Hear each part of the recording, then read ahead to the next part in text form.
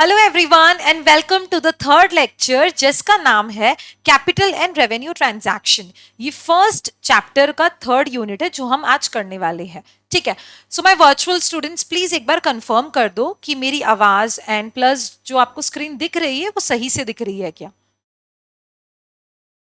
Chat box use करो ना please everyone.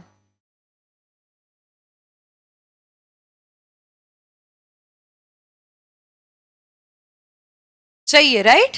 Perfect perfect. तो देखिए आपको ये नोट सही से दिख रही होगी राइट। तो नाउ द थिंग इज यहाँ पर मैंने जो इतना लिखा है ये नोट्स में आपको ये दिख रहा है ना, रेवेन्यू कैपिटल क्या है। बस ये जो 3-4 लाइंस जो मैंने लिखी है बस आपको यही लाइंस याद करनी है। एंड अगर आपको ये लाइंस याद हो गई तो पूरा का पूरा यूनिट आप कंप्लीट कर लोगे। और मैं आपको बताती हूँ कि आज के यूनिट में हमें ज्यादा टाइम भी नहीं लगेगा। एंड प्लस अगेन ये इंपॉर्टेंट है चैप्टर। ठीक है, ये यूनिट इंपॉर्टेंट है क्यों, क्योंकि इसमें से एमसीक्यू कैसे भी आएगा प्लस 2 मार्क्स अगेन आपके पॉकेट में। एमसीक्यू तो कैसे भी आना है। और ट्रांजैक्शंस जब आप आगे भी जाके जब आप सम्स करने वाले हो तो वहां पर आपको ध्यान में रखना पड़ेगा कि कौन सा ट्रांजैक्शन कहाँ पर जाता है, उसकी पोस्टिंग कहाँ पर होनी चाहिए right. So again this unit is going to be the heart and soul of financial accounting. Okay, तो चलिए देखते हैं। Let's begin. परफेक्ट। ट्रांजैक्शंस क्या लिखा है यहाँ पर, ट्रांजैक्शंस। आप लोग ना, मैं जैसे जैसे बोलती हूँ वैसे वैसे आप लोग प्लीज राइट इट डाउन। मैं इसकी कोई नोट्स नहीं देने वाली हूँ। एंड प्लस बिलीव मी, अगर आपने इतना लिख लिया है ना एज अ समरी नोट, पूरा का पूरा आप capital and revenue transaction unit कर सकते हो। Okay, so let's begin. सबसे पहला क्या है, ट्रांजैक्शंस। ट्रांजैक्शंस कितने तरह के होते हैं? ट्रांजैक्शंस 2 तरह के होते हैं, कोई तीसरा तरीका नहीं है ट्रांजैक्शन का, सिर्फ 2 तरह के होते हैं। एक हो जाता है रेवेन्यू और दूसरा हो जाता है कैपिटल। ओके, तो रेवेन्यू ट्रांजैक्शंस का क्या मतलब है? रेवेन्यू ट्रांजैक्शंस वो सारे ट्रांजैक्शंस है जो बिजनेस के डे टू डे ऑपरेशंस में काम आते हैं। रेवेन्यू ट्रांजैक्शंस वो सारे ट्रांजैक्शंस है जो बिजनेस के डे टू डे ऑपरेशंस में काम आते हैं। ओके, एंड कैपिटल ट्रांजैक्शंस क्या है मैम? कैपिटल ट्रांजैक्शंस का मतलब है वो ऐसे ट्रांजैक्शन है जो वंस इन अ वाइल होते हैं, मतलब day to day business operations में काम नहीं आते। एक आध बार ऐसा खर्चा या फिर ऐसी रिसिट, ऐसी इनकम या प्रॉफिट या लॉस हो ही जाता है। ठीक है, तो रेवेन्यू क्या है? Revenue is all about day to day operations of business. Okay, and capital once in a while, एक आध बार ऐसा ट्रांजैक्शन आ जाता है। ओके, तो अब एग्जांपल देखो, जैसे सैलरी, जैसे रेंट, जैसे सेल्स, तो ये सारी चीजें क्या है? बिजनेस की डे टू डे ना। जैसे सैलरी, सैलरी हर महीने क्या करते हैं, एम्प्लॉयज को देनी पड़ती है। रेंट हर महीने आपको भरना पड़ता है। So this is a recurring nature. ये क्या है? Revenue transactions are of recurring nature, बार बार होते हैं। ये ऐसे ट्रांजैक्शंस है, ये ऐसे खर्चे रहने वाले हैं जो बार बार होते हैं। ठीक है, एंड अगेन कैपिटल क्या हो जाता है? कैपिटल में एग्जांपल देखो, जैसे मशीन, फर्नीचर। क्या आप मशीन हर महीने खरीदते हो? क्या फर्नीचर हर महीने खरीदते हो? बिल्डिंग आप क्या हर महीने बनाते हो या फिर खरीदते हो? नहीं, ये वंस इन अ वाइल होता है। So this capital transactions are of non recurring nature, मतलब ये बार बार नहीं होते। क्लियर है यहां तक? नेक्स्ट, इसका जो बेनिफिट है वो देखो। बेनिफिट क्या है इसका? बेनिफिट ये है कि जो रेवेन्यू ट्रांजैक्शन है वो सिर्फ और सिर्फ करंट फाइनेंशियल ईयर में ही बेनिफिट देते हैं। करंट फाइनेंशियल ईयर जो आपका चल रहा है बस वहीं पर आपको रेवेन्यू ट्रांजैक्शन का बेनिफिट मिलेगा। इसका क्या मतलब है कि 1 साल से ज्यादा ये कैरी फॉरवर्ड नहीं होते, ये ऐसे बेनिफिट्स हैं। लेकिन कैपिटल में क्या हो जाता है? कैपिटल ट्रांजैक्शन का मतलब है ये वो सारे बेनिफिट है जो कि मोर देन 1 ईयर है। 1 साल नहीं, 1 साल से ज्यादा, मतलब मल्टीपल ईयर्स, चाहे वो 5 साल हो, 10 साल हो, 20 साल हो, 30 साल हो। तो ऐसे सारे साल जहां पर आपको कैपिटल ट्रांजैक्शन से बेनिफिट मिल सकता है। क्लियर है? जब भी रेवेन्यू की बात होगी तो याद रखना सिर्फ करंट ईयर में ही आपको बेनिफिट मिल रहा है, आगे कैरी फॉरवर्ड नहीं होगा। और जब भी कैपिटल ट्रांजैक्शंस की बात होगी तो याद रखना कि ये मोर देन 1 ईयर है, 1 साल से ज्यादा। ठीक है, तो यहां पर क्या मैं ऐसे कह सकती हूँ, revenue transactions are of short term nature? क्या मैं ये कह सकती हूँ? यस। एंड नाउ क्या मैं ये कह सकती हूं कि capital transactions are of long term nature? Yes, perfect. यहां पे एक और चीज आपको ध्यान में रखनी पड़ेगी कि रेवेन्यू ट्रांजैक्शंस जो होते हैं ना, वो पी एंड एल में चार्ज किए जाते हैं। अब आपको क्वेश्चन आ रहा होगा कि मैम ये पी एंड एल क्या है, बैलेंस शीट क्या है, हर एक चीज हम करने वाले हैं। Don't worry at all. अभी हम सिर्फ और सिर्फ ट्रांजैक्शन समझ रहे हैं कि भाई ट्रांजैक्शंस कैसे होते हैं, and this is the rule. अगर रेवेन्यू रहेगा ना तो वो पी एंड एल में जाएगा। पी एंड एल में किधर जाएगा, क्यों जाएगा, पी एंड एल कैसे, सब कुछ हम देखने वाले हैं। ठीक है, अभी जैसे जो प्रोसेस में मैं आपको लेके चल रही हूँ, प्लीज आप वही सेम प्रोसेस फॉलो करिए। ओके, तो ये चार्ज किया जाता है प्रॉफिट एंड लॉस अकाउंट में। क्लियर है? नेक्स्ट, कैपिटल ट्रांजैक्शंस क्या हो जाते हैं? ये कैपिटलाइज किया जाता है बैलेंस शीट में। ओके, तो जो भी कैपिटल ट्रांजैक्शंस रहेंगे वो आपको बैलेंस शीट में दिखेंगे, और जो भी रेवेन्यू ट्रांजैक्शंस रहेंगे वो आपको पी एंड एल में दिखेंगे। एक बार फटाफट लिख लो ये, this is the summary note. जल्दी जल्दी लिखिए, जल्दी जल्दी। आगे मतलब यही सब कुछ आपको काम आने वाली है। लिखिए, जल्दी जल्दी लिखिए। अब आपको ये भी क्वेश्चन आना चाहिए कि मैम लेकिन हमें ये क्लासिफिकेशन क्यों करना है, मतलब रेवेन्यू और कैपिटल का क्लासिफिकेशन करना ही क्यों है? तो बेटा देखो, इन दोनों का जो नेचर है ना वो समझना और सही क्लासिफिकेशन करना बहुत ज्यादा जरूरी हो जाता है। अगर आपने रेवेन्यू को कैपिटल ट्रांजैक्शन जैसे समझा, क्लासिफाई किया, और रेवेन्यू ट्रांजैक्शन को अगर आप बैलेंस शीट में दिखाओगे तो पी एंड एल और बैलेंस शीट दोनों ही गलत दिखेगी। राइट, तो ये गलती ना हो इसी के लिए ट्रांजैक्शंस का क्लासिफिकेशन करना बहुत बहुत ज्यादा जरूरी हो जाता है। ओके, हो गया लिखना? तो बताइए कैपिटल ट्रांजैक्शंस क्या है, बताइए जल्दी। यस, ये वो सारे ट्रांजैक्शंस होते हैं जो लॉन्ग टर्म इंपैक्ट डालते हैं बिजनेस पर। क्लियर है? ये वो सारे ट्रांजैक्शंस होते हैं जो लॉन्ग टर्म इंपैक्ट डालते हैं बिजनेस पर। चैट बॉक्स में आप मैसेज करिए ना। ठीक है, अब इसके एग्जांपल्स आप मुझे बताइए फटाफट। बिल्डिंग परचेज करना, यस। प्लांट मशीनरी खरीदना, यस। फर्नीचर इंस्टॉल करना।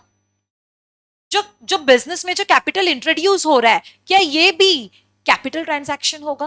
बिल्कुल मैम, लॉन्ग टर्म इंपैक्ट डाल रहा है ना बिजनेस पर। तो यानी जो लोन लेना और देना है, क्या वो भी लॉन्ग टर्म इंपैक्ट होगा? ऑफ कोर्स, क्योंकि आप जब लोन लेते हो या फिर देते हो, एक साल तक थोड़ी देते, it is going to be more than 1 year. Right, 3 साल 5 साल। हमने कल ही तो पढ़ा था ना यार एसेट्स में, मैंने एसेट्स में fixed assets and current assets दोनों में भी आपको समझाया था। ठीक है, तो देखो ये सारी चीजें लिंक्ड है।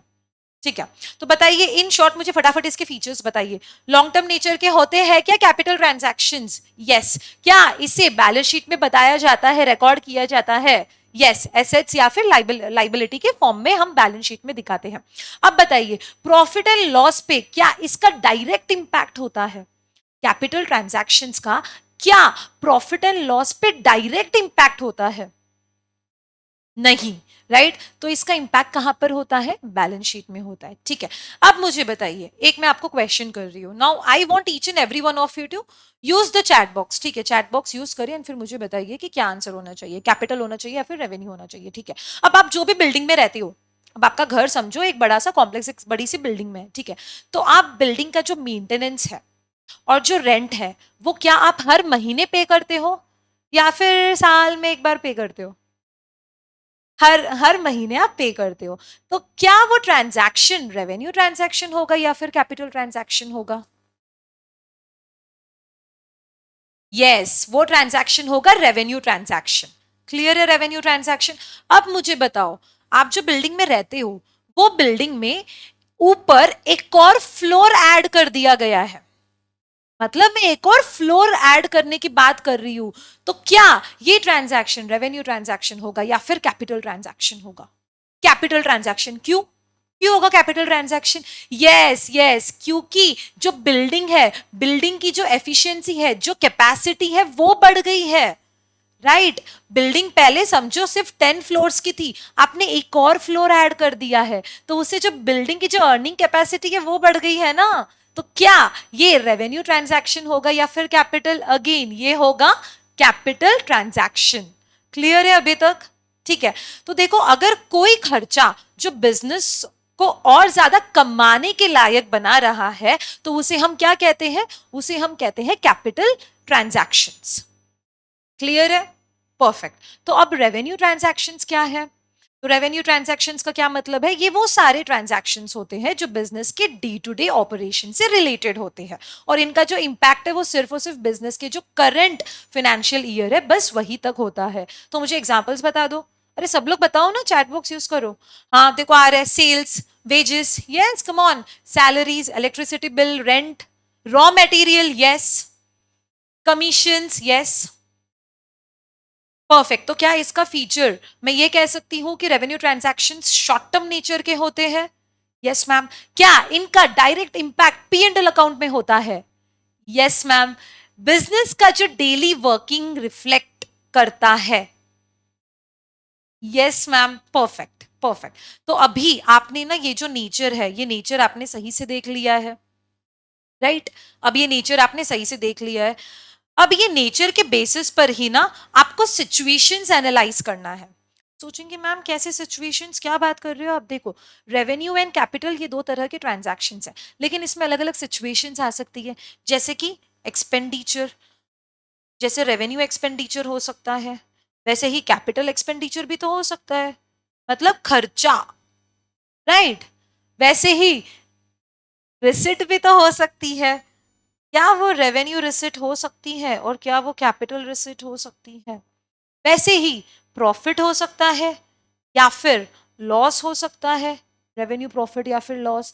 सेम केस में कैपिटल भी प्रॉफिट हो सकता है या फिर लॉस हो सकता है। ठीक है।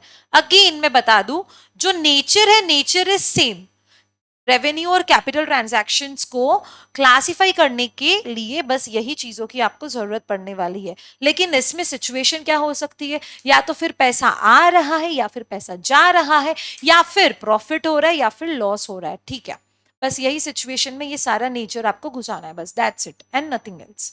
पूरा का पूरा यूनिटी हो जाएगा अपना।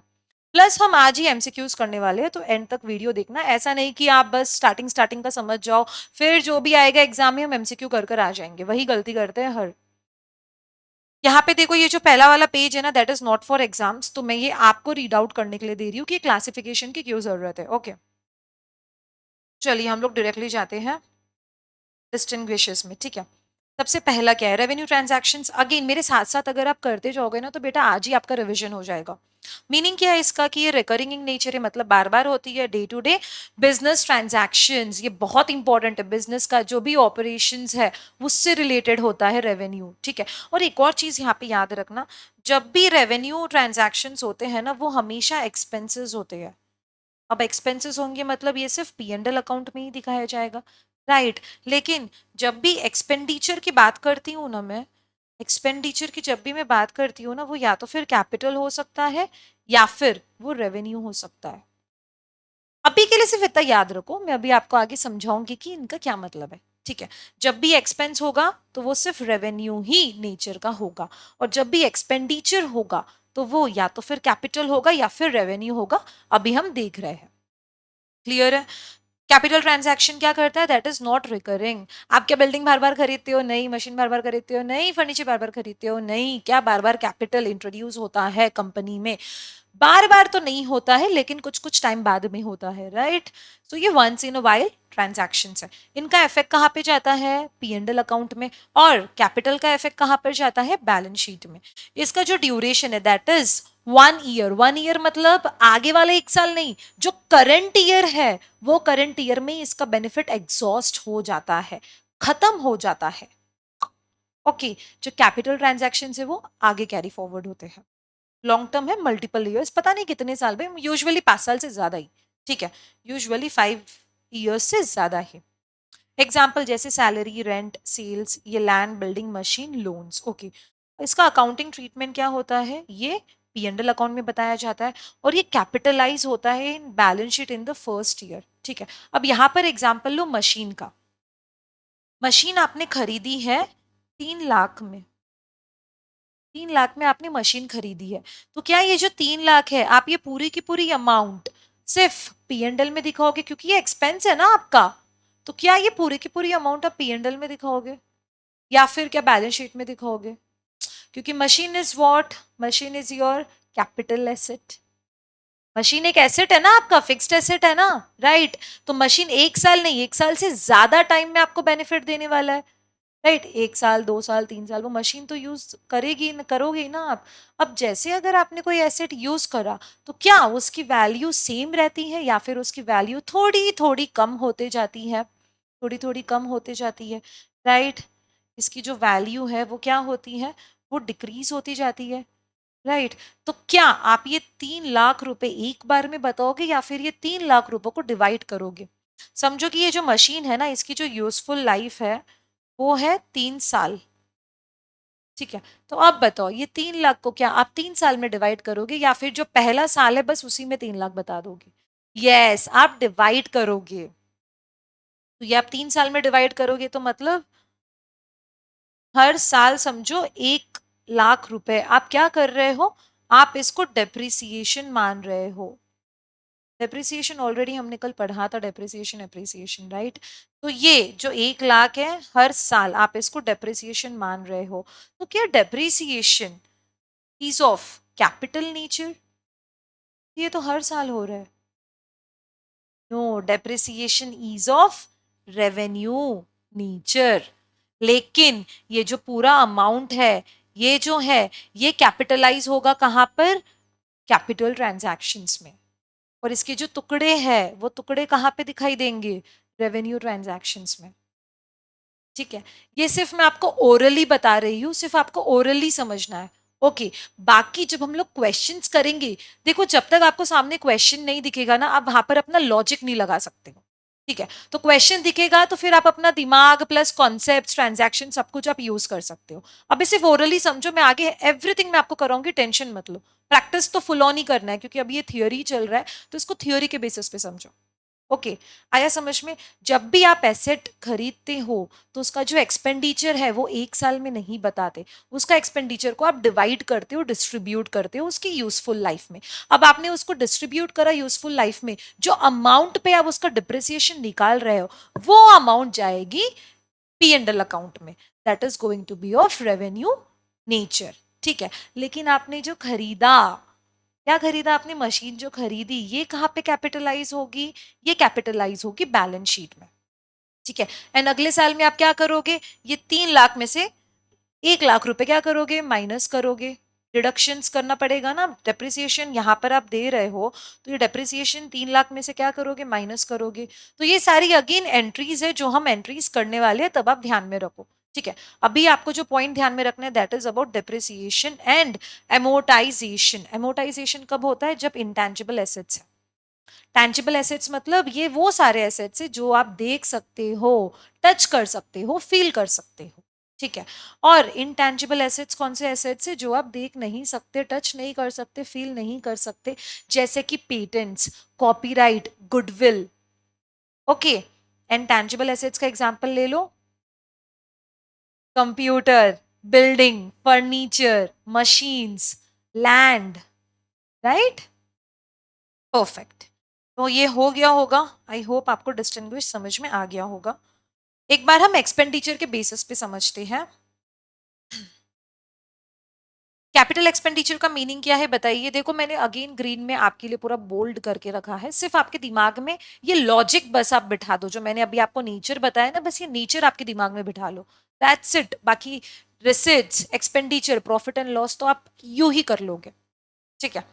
तो कैपिटल एक्सपेंडिचर क्या बोलता है, this is a benefit over multiple accounting period, and ये नॉन रिकरिंग नेचर के होते हैं। यूजुअली कब होता है, जब आप कोई नया एसेट खरीद रहे हो, और एसेट्स रीसेल के लिए होते हैं या फिर बिजनेस के यूज के लिए होते हैं, बिजनेस के यूज के लिए होते हैं, राइट? बिजनेस खुद यूज कर रहा है, वो सारी चीजों पे खर्चा कर रहा है बिजनेस, तो वो कैपिटल नेचर के होते हैं, ठीक है? रीसेल के लिए होगा तो वो बिजनेस के डेली ऑपरेशंस में आ जाएगा ना, ऐसा कोई खर्चा जो डेली ऑपरेशंस में लग रहा है। समझो कि बुक्स का काम है और वो बुक्स का रीसेल और हो रहा है, तो वो क्या हो गया, वो तो रेवेन्यू हो गया, वो तो सेल्स हो गया है, ठीक है? अब एक आध बार मैंने ये कबर्ड बेच दिया, याद समझो, कबर्ड खरीदा, एसेट हो गया है ना वो यूज करने के लिए, क्योंकि यही तो कबर्ड में मैं बुक्स रखूंगी, समझ रहे हो? तो ये क्या हो गया, ये हो गया asset, capital nature, again acquiring new asset या फिर सर्विसेज और इंप्रूविंग एग्जिस्टिंग फिक्स्ड एसेट। जो आपने समझो मशीन खरीदी, ठीक है, मशीन जब पहली बार खरीदी तो वो क्या हो गया, कैपिटल ट्रांजैक्शन हो गया। और वही मशीन को कुछ साल बाद में आपको उसको कुछ इंप्रूवमेंट्स करने हैं, क्योंकि जब आपने खरीदी थी उसमें वो टाइम पर कुछ ऑटोमेशन नहीं था। ओके, फिर आपने कुछ ऑटोमेशन लाया मशीन में, कुछ सर्विसेज करवाई जिससे वो इंप्रूवमेंट हुई है वो मशीन में। यहाँ पे इंप्रूविंग दिख रहा है। अगर मशीन में इंप्रूवमेंट हुई है तो मशीन ज्यादा अच्छे से काम करेगी, जिससे अगेन क्या बिजनेस की जो कैपेसिटी है वो इंक्रीज होगी, बिल्कुल इंक्रीज होगी, राइट। तो ये वो सारे इंप्रूवमेंट्स के बारे में बात कर रहे हैं, ठीक है। एक और पॉइंट मैं चाहूंगी कि आप यहाँ पे लिखे कि रेवेन्यू में ना एसेट्स क्रिएट होते हैं क्या? No, assets are not created in revenue transactions. लेकिन जो कैपिटल ट्रांजैक्शंस होते हैं ना, वहां पे मस्ट है कि एसेट क्रिएट हो रहा है।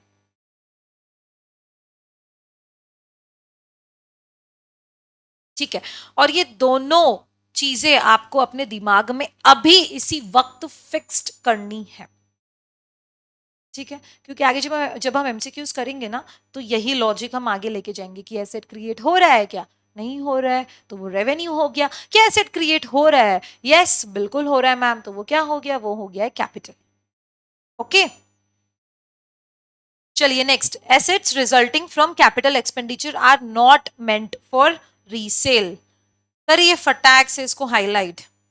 जैसे कि purchase of machinery, heavy repairs के बारे में बात कर रहे हैं, कोई रेगुलर या फिर नॉर्मल रिपेयर्स नहीं, हैवी बड़ा अमाउंट लग गया है भाई मशीन को रिपेयर करने में, तो क्या वो बड़ा अमाउंट बार बार लगेगा, हर साल लगेगा, हर महीने लगेगा? नहीं, वंस इन अ वाइल। तो ये क्या हो जाएगा, ये हो जाएगा कैपिटल। एंड यहीं पर हैवी की जगह पे रेगुलर या फिर नॉर्मल रिपेयर या फिर मेंटेनेंस की बात होती थी, तो वो कौन सा ट्रांजैक्शन होता था, बताइए जल्दी?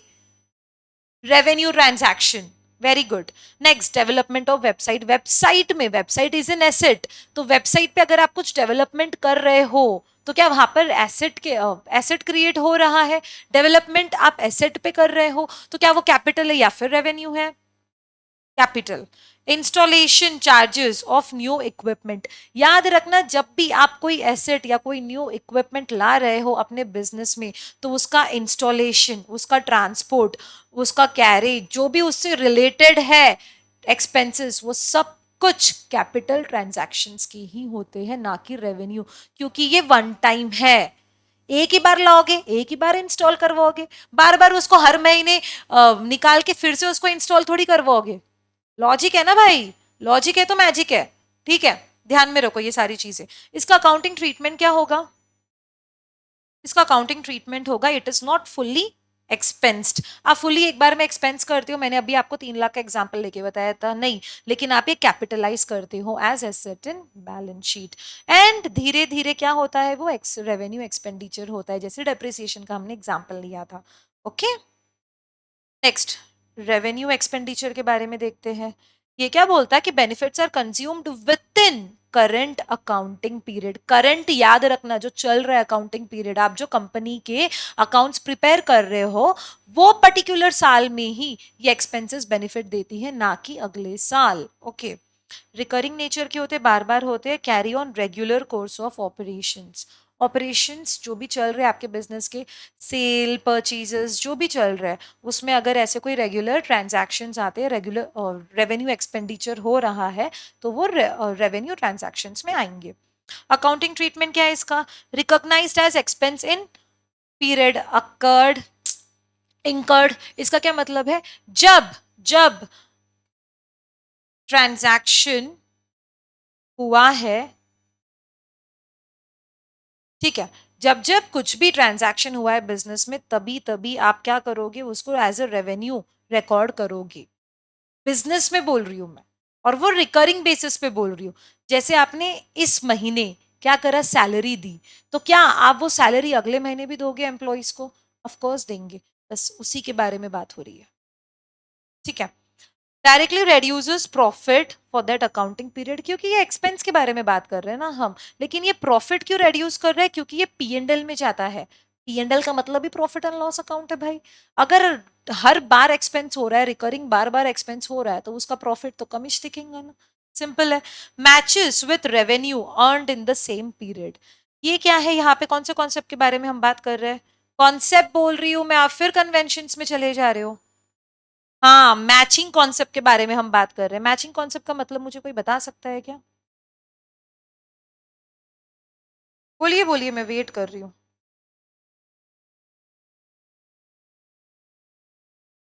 हम्म। जो साल के रेवेन्यूज है, वही साल के वही साल में आपको एक्सपेंसेस को मैच करना पड़ता है। राइट। तो मैं एक एग्जांपल दे रही हूँ, मुझे बताइए। आपने समझो परचेज करा है 10 बुक्स, ठीक है, एट 100 रुपीज। तो ये आपके लिए क्या हो गया, एक्सपेंस हो गया है। कितना हुआ इसका अमाउंट? 1000। राइट। अब आपने सेल करा है, समझो सेम ही मंथ में आप कर रहे हो, ठीक है, 5 बुक्स एट 150। तो ये आपके लिए इनकम हो गया है, रेवेन्यू हो गया है ना आपके लिए। कितना? 750। ठीक है। तो यहाँ पर क्या मैं ऐसे बोल सकती हूँ, जो 250 है दैट इज द प्रॉफिट। ये आपको बताना है अकॉर्डिंग टू मैचिंग कॉन्सेप्ट। क्या ये सही है? हाँ, सही है। सही नहीं है, क्यों सही नहीं है?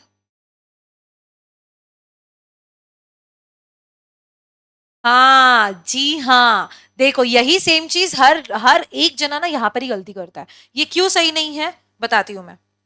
यहाँ पर आपने देखा नहीं क्या कि आपने यहाँ पे 10 बुक्स खरीदी, तो आपको यहाँ पे जो एक्सपेंस हुआ है वो 10 बुक्स के हिसाब से हुआ है, लेकिन आपको जो रेवेन्यू हुआ है वो 5 बुक्स के हिसाब से हुआ है। तो आपको एक्सपेंस भी 5 लेना पड़ेगा और सेल्स भी 5 लेना पड़ेगा। मतलब रेवेन्यू के हिसाब से आपको एक्सपेंस मैच करना है। That is matching concept. कितना हुआ है आपको रेवेन्यू? 5 बुक्स पे। तो आप यहाँ पर एक्सपेंस भी 5 बुक्स के हिसाब से करोगे। प्रॉफिट में अगेन सेम अमाउंट ही आएगी। जैसे अगर आपने 5 बुक्स बोला, तो कितना है? 150। ये आपको सेल हुआ है, तो अगर आपको 5 बुक्स का एक्सपेंस कितना लगा है वहां पर? 100 लगा है ना एक्सपेंस, तो कितना हो गया? अगेन वही 250 क्या हो गया? आपका प्रॉफिट हो गया है। प्रॉफिट इज सेम, लेकिन इसका जो तरीका है, लाने का तरीका, बस वहां वहां पर ही हर एक बिजनेस क्या करता है, गलत रिकॉर्ड करता है। इसीलिए मैचिंग कॉन्सेप्ट आया था। ओके। तो यहाँ पर ना मैचिंग कॉन्सेप्ट, हम लोग मैचिंग कॉन्सेप्ट के हिसाब से यहाँ पे क्या करते हैं, सारे के सारे ट्रांजैक्शन रिकॉर्ड करते हैं। Next, payment of salary, electricity charges, repair of machine. यहाँ पे रिपेयर ऑफ मशीन लिखा है, सिर्फ रिपेयर। हैवी रिपेयर्स लिखा है क्या? नहीं लिखा है। अगर हैवी रिपेयर्स आता तो वो अगेन कैपिटल एक्सपेंडिचर होता था। ठीक है। सिर्फ रिपेयर्स लिखा है या फिर नॉर्मल लिखा है या फिर स्मॉल लिखा है, तो वो रेवेन्यू टाइप का ही हम लोग ट्रांजैक्शन मान के चलेंगे। परचेज ऑफ स्टेशनरी, स्टेशनरी मतलब जैसे पेन, पेंसिल, स्टेशनरी का जो भी सामान है, इरेजर, कैलकुलेटर, तो ये क्या आप साल में एक ही बार खरीदते हो? अब मेरी बेटी जो प्रीशा है, शी इज इन LKG, उसको ही हर महीने मुझे पेंसिल ला के देनी पड़ती है। ठीक है, तो ये क्या हो गया? This is revenue transaction. चलिए फिर से, ये ना आपकी स्टडी पर्पस के लिए है। जब आप एग्जाम लिखने जाओगे, तो उसके एक दिन पहले आप क्या रिवाइज करके जाओगे? ये जो मैं टैबुलर फॉर्म में आपको दे रही हूँ, ठीक है, ये जो है this is for your revision purpose. हर एक चीज हमने जो अभी डिस्कस करी है ना, बस उसी को हमने यहाँ पर टैबुलर फॉर्म में दिया है। ठीक है, एक बार फटाक से देख लो। कैपिटल एक्सपेंडिचर क्या है? मोर देन वन अकाउंटिंग पीरियड पे इंपैक्ट करता है। रेवेन्यू अगेन ओनली जो करंट अकाउंटिंग पीरियड है वहीं पे करता है। Non recurring nature, recurring nature. Heavy cash outlay होता है, बड़ा बड़ा पैसा लगता है कहाँ पर? कैपिटल में। छोटा छोटा पैसा लगता है कहाँ पर? रेवेन्यू में। ये बैलेंस शीट में दिखाते हैं, ये इनकम स्टेटमेंट में दिखाते हैं। यहाँ पे ये पॉइंट इंपॉर्टेंट है, incurred before और after commencement of operations of an entity. और ये सिर्फ after commencement of operations of entity होता है। ऐसा क्यों? यस यस यस, क्योंकि रेवेन्यू क्या है, रेवेन्यू एक्सपेंडिचर का क्या मतलब है, बिजनेस के डेली ऑपरेशंस। जब बिजनेस में आपने बिजनेस करना स्टार्ट ही नहीं करा, आपने ऑपरेशंस अपने स्टार्ट नहीं करे, परचेज सेल स्टार्ट नहीं करे, तो रेवेन्यू ट्रांजैक्शंस कहां से आएगा, रेवेन्यू एक्सपेंडिचर कहां से आएगा। तो हमेशा याद रखना, रेवेन्यू हमेशा after commencement of business, after commencement of operations में होता है। ठीक है, बहुत इंपॉर्टेंट है। लेकिन कैपिटल इंकर्ड बिफोर या फिर आफ्टर। आफ्टर मतलब आपने मशीन्स बाद में भी खरीदी, बिफोर मतलब जैसे पहले आपने बिल्डिंग खरीद ली, उसके बाद में ही आप बिल्डिंग में काम करना स्टार्ट कर रहे हो ना। बिल्डिंग खरीदी, फिर आपने अपना बिजनेस जमाया वहां पे, फैक्ट्री खरीदी, फिर आपने मशीन्स और लाई, फिर मशीन्स के बाद में आपने अपना बिजनेस स्टार्ट करा। बिजनेस स्टार्ट करा मतलब एम्प्लॉयज को हायर किया है, प्रोसेसेस और बनाए हैं, राइट। तो मतलब capital expenditure can be before or after commencement of the business operations. However, revenue transactions can only be after the commencement of the operations. ये MCQ में आएगा और वहां पर ही आप गलत कर कर आओगे, दिमाग में अब भी फिट करने का। नेक्स्ट, एनहांसेस ऑपरेशनल कैपेसिटी, मैंने बिल्डिंग का एग्जांपल लेके बताया था, productivity and long term cost efficiency, यहाँ पे through out without capital expansion. Revenue transaction से कुछ कैपिटल एक्सपेंशन नहीं हो रहा है, ठीक है, वो सिर्फ डे टू डे चल रहा है, सिस्टमैटिकली एलोकेटेड अक्रॉस पीरियड्स, जैसे कि डिप्रिसिएशन एमोटाइजेशन के हिसाब से। लेकिन ये जो यहाँ पर ना entire amount of such expenditure is matched against the revenue to determine the operational result. वही चीज, सेम चीज अभी हमने देखी, ठीक है। यहाँ पे एंटायर अमाउंट इंपॉर्टेंट रखना, यहाँ पर आप एंटायर अमाउंट बताते हो, लेकिन यहाँ पर क्या होता है, एलोकेट करते हो आप धीरे धीरे, ठीक है। कैपिटलाइज करना बताया तो था अभी मैंने। सर्टन रूल्स फॉर आइडेंटिफिकेशन, अगर आपको आइडेंटिफाई करना है कैपिटल ट्रांजैक्शंस तो आप कैसे कर सकते हो, देखो सबसे पहला क्या लिखा है, expenditure for acquiring long term asset useful for more than one accounting period and which can not be resold. ठीक है, जैसे कि ये second hand car dealer example देखो, सेकेंड हैंड कार डीलर है, उसने फर्नीचर खरीदा अपने बिजनेस के लिए, बिजनेस यूज के लिए, तो वो कैपिटल हो गया, ठीक है। और वही क्योंकि कार डीलर है तो उसका बिजनेस किस में है, कार में है। अगर वही वो कार रीसेल कर रहा है, कार में डील कर रहा है ना, कार बेच रहा है, क्योंकि पहले उसका बिजनेस देखो, बिजनेस क्या है, कार का बिजनेस है, लेकिन उसने फर्नीचर खरीदा, तो फर्नीचर थोड़ी बेच रहा है, वो फर्नीचर खुद की ऑफिस में रख रहा है भाई, उसमें अपना मस्त कार के जो छोटे छोटे पार्ट्स है वो रखेगा, तो दैट इज कैपिटल एक्सपेंडिचर। लेकिन जब वो कार बेच रहा है या फिर ले रहा है, तो दैट इज रेवेन्यू एक्सपेंडिचर, क्योंकि उसका जो डे टू डे ऑपरेशन है वो किस में डील कर रहा है, जो कोर बिजनेस है क्या है उसका, यस, कार बेचना एंड कार लेना, जो that is revenue expenditure. Clear है।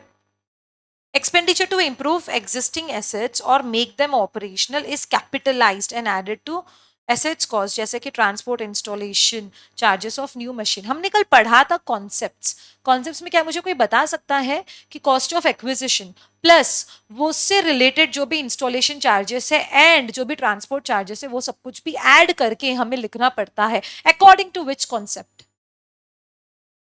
कौन सा concept, historical concept, yes, perfect perfect, वही सेम चीज यहाँ पे है। जब भी आप कैपिटल ट्रांजैक्शंस को रिकॉर्ड करते हो तो उसके साथ में जो जो भी अटैच्ड है वो सब कुछ आपको ऐड करके रिकॉर्ड करना पड़ेगा। Expenditure to enhance the earning capacity of the business, जैसे फैक्ट्री है, shifting a factory for better access to raw materials. पहले जहाँ पे फैक्ट्री रहती थी ना वहां पर रॉ मटेरियल्स लाने में ज्यादा पैसा लगता था, जिससे कैपेसिटी तो नहीं बढ़ रही थी, ठीक है। लेकिन आपने क्या करा, फैक्ट्री को ही शिफ्ट कर दिया वहां पर जहाँ पे रॉ मटेरियल बाजू में ही मिलता है, तो क्या करोगे आप, टाइम आपका बचेगा, रॉ मटेरियल ज्यादा खरीदोगे, जिससे बिजनेस ज्यादा पैसा कमा सकता है, right. Preliminary expenses incurred before starting business operations, कैसे एक्सपेंसेस इंकर हो सकते हैं, जैसे कि legal charges for drafting memorandum and article of associations, या फिर कुछ ब्रोकरेज चार्जेस है, तो ये सब कुछ भी आप कैपिटल एक्सपेंडिचर ट्रीट करोगे, क्योंकि आप ये हर साल थोड़ी करोगे। अब memorandum and article of association क्या होता है मैम, बेटा ये सब लॉ में आपने पढ़ा होगा, फाउंडेशन किया है तो नहीं किया है तो डोंट वरी, इंटर में हमें हमारी जो हिमांगी मैम है वो आपको अच्छे से बता देगी, ठीक है। सिर्फ अपना क्या मोटो है, कैपिटल एंड रेवेन्यू ट्रांजैक्शंस को क्या करना है, सेग्रीगेट करना है। तो बताइए, लीगल चार्जेस जो आप लगाते हो ताकि articles and memorandum of association बन सके, तो ये क्या रेवेन्यू है या फिर कैपिटल है, क्या ये बार बार हर साल आपको लीगल चार्जेस लगते हैं या सिर्फ एक बार लगते हैं, एक बार लगते हैं, राइट। हाँ, टैक्सेस देखो, टैक्सेस जो आप बोल रहे हो आपको हर साल पे करना पड़ेगा ना, तो वो तो रेवेन्यू हो गया है। टैक्सेस जो कस्टम ड्यूटीज है, तो ये सब तो रेवेन्यू होगा, आपको हर साल करना पड़ेगा। लेकिन ये तो रजिस्ट्रेशन चार्जेस है ना, हमने लीगल फ्रेमवर्क में भी तो पढ़ा था ना, सबसे पहला जो यूनिट था। हाँ, यस, परफेक्ट। अब आ जाता है very very important important important important, और इसमें ही बच्चा गलती कर कर आता है। नाम क्या दिया है? Deferred revenue expenditure. ठीक है, इसका क्या मतलब है? इसका मतलब है कि ये वो सारे रेवेन्यू एक्सपेंसेस है that is incurred in one accounting period but its benefit extends over to 1 to 5 years, याद रखो। ठीक है, तो आप बोल रहे होंगे मैम ये तो ना कैपिटल हो रहा है ना रेवेन्यू हो रहा है, लेकिन तो ये क्या डील, मतलब कैसे इसको, ये कौन से ट्रांजैक्शंस को कैसे रिकॉर्ड करना है? ठीक है, तो यहाँ पर ध्यान से सुनो क्या होता था। ये कौन से एक्सपेंसेस बोल रहा है कि ये वो सारे रेवेन्यू एक्सपेंसेस है जो आपको करंट ईयर में लगे हैं। ठीक है, लेकिन इनका बेनिफिट क्या सिर्फ करंट ईयर तक ही एप्लीकेबल है? नहीं। तो ये रेवेन्यू हुआ क्या? रेवेन्यू ट्रांजैक्शन हुआ क्या? क्योंकि रेवेन्यू ट्रांजैक्शन के लिए तो सिर्फ करंट ईयर में ही चाहिए ना, बेनिफिट यही साल चाहिए ना। तो क्या इसका बेनिफिट यही साल तक है? नहीं। ये क्या बोल रहा है वो लाइन में बता रही हूँ, तो इसका बेनिफिट मोर देन 1 ईयर है। ठीक है, तो क्या 5 साल, 10 साल, 20 साल तक है इसका बेनिफिट? नहीं मैम, ये मतलब इन बिटवीन 2 से 5 साल के बीच का है। तो इसका क्या मतलब है कि ये रेवेन्यू और कैपिटल के बीच की ट्रांजैक्शन है। ठीक है, देखिए क्या लिखा है यहाँ पे, it is different from capital expenditure. Benefit typically extend in near future, जैसे usually 3 to 4 years, not long term. Long term मतलब 5, 10, 20 साल, जो कि कैपिटल हो जाता था अगर लॉन्ग टर्म होता। तो अब एग्जाम्पल देखो, आपको समझ में आ जाएगा क्या लिखा है। Heavy advertisement expense incurred prior to product launch, research या फिर ट्रेनिंग। ठीक है, समझो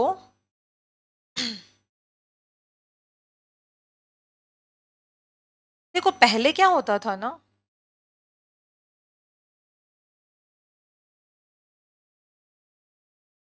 देखो पहले क्या होता था, अर्लियर डेफर्ड रेवेन्यू को कैसे ट्रीट करते थे, क्या वहां पे क्या लिखा था एग्जाम्पल में? हैवी एडवर्टीजमेंट चार्जेस लग रहे हैं। लेकिन किस लिए लग रहे हैं? अगर कोई कंपनी ने अपना नया प्रोडक्ट लॉन्च करा तो उसके लिए बड़ा बड़ा प्रमोशन करा है, तो वो प्रमोशन तो एक बार लग गया है कॉस्ट, लेकिन उसका बेनिफिट क्या खाली उसी साल के लिए है? नहीं, एडवर्टीजमेंट का जो बेनिफिट है वो 2-3 साल तक तो मिलेगा, फिर 3 साल बाद में फिर से कंपनी को कुछ एडवर्टीजमेंट चार्जेस करने पड़ेंगे, फिर अगेन उसका बेनिफिट 2 से 3 साल तक तो मिलेगा ही। राइट, तो ये क्या हो गया, ये एक रेवेन्यू ट्रांजैक्शन जैसे ही इसे आपको ट्रीट करना है। पहले क्या होता था समझो, अर्लियर की मैं बात कर रही हूँ, मैं अभी की बात नहीं कर रही हूँ। अर्लियर क्या होता था, अगर एडवर्टीजमेंट कॉस्ट लगा है, एंड ये जो अपन जो हर महीना जो एडवर्टीजमेंट करते हैं उसकी बात नहीं कर रही हूँ मैं, प्रोडक्ट लॉन्च आप हर महीना करते हो क्या? भाई मैंने इतने तो ऐसे बिजनेसेस नहीं देखे जो हर महीना प्रोडक्ट लॉन्च करते हैं। साल में एक दो तो प्रोडक्ट्स करते ही है।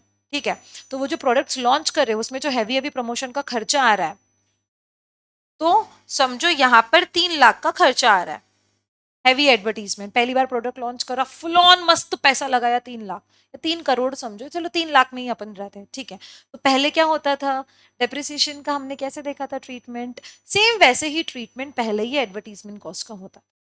ठीक है, तो ये 3 लाख समझो 3 साल तक आपको बेनिफिट दे रही है।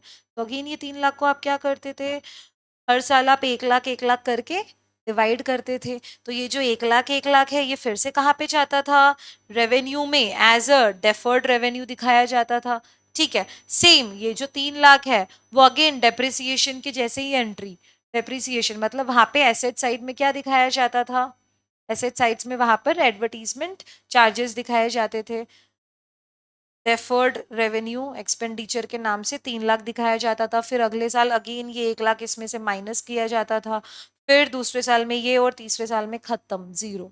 राइट, तो ये सेम जो डेप्रिसिएशन जो हम करते आते हैं वैसे ही same entry deferred revenue expenditure की पहले हुआ करती थी। लेकिन अपना जो अकाउंटिंग स्टैंडर्ड 26 है उसमें चेंजेस आए हैं। ठीक है, तो ये अकाउंटिंग स्टैंडर्ड 26 क्या बोलता कि अब आपको क्या करना है, ये जो 3 लाख है ना ये डायरेक्टली रेवेन्यू ट्रांजैक्शन में पूरी की पूरी अमाउंट डाल देनी है, खत्म। पहले ये झंझट करते थे, अब ये झंझट का कुछ नहीं करना लेना देना है, बस ये जो है 3 लाख, इसको आपको रेवेन्यू ट्रांजैक्शन जैसे ट्रीट करना है और रेवेन्यू ट्रांजैक्शन में पूरे की पूरी अमाउंट एक बार में डालना है, दैट पर्टिकुलर करंट ईयर। ठीक है, तो यहां पर आपको क्वेश्चन आएगा AS 26 के बारे में, ये क्या बोलता है? तो ये क्या बोलता कि जो भी डेफर्ड जो भी डेफर्ड रेवेन्यू ट्रांजैक्शन है उसे आपको रेवेन्यू ट्रांजैक्शन ट्रीट करना पड़ेगा, रेवेन्यू एक्सपेंडिचर ट्रीट करना पड़ेगा। ठीक है, मतलब वन टाइम आपको पूरा इसमें डालना है। क्या इसका बैलेंस शीट से कुछ लेना देना है?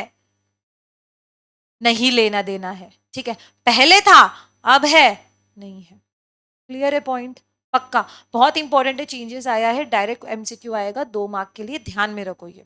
ठीक है, अर्लियर देखो यहाँ पे लिखा है स्प्रेड ओवर मल्टीपल ईयर्स, तो यहाँ पर डेप्रिसिएशन का एग्जाम्पल याद रखना तो आपको समझ में आ जाएगा। लेकिन अभी क्या है, अभी पूरी की पूरी अमाउंट डाल दो एक बार में रेवेन्यू में, खत्म। तो ये रेवेन्यू ट्रांजैक्शन है। तो क्या अभी at present deferred revenue transaction के नाम से कोई भी ट्रांजैक्शन हम रिकॉर्ड करते हैं क्या अपने बुक्स ऑफ अकाउंट में?